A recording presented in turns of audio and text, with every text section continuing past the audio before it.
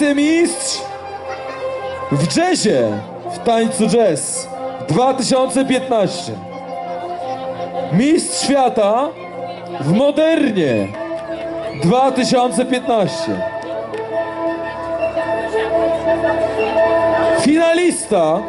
Finalista konkursu Młody Tancerz Roku. Ten konkurs był emitowany w telewizji polskiej Kultura. I to, proszę Państwa, można powiedzieć, że nic. Bo jednym z ważniejszych aspektów to jest to, co teraz powiem. Absolwent przedszkola A Paulo w Kielcach na ulicy Kościuszki!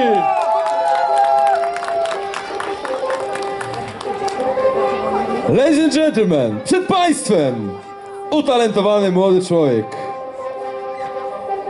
Szymon Pacholec!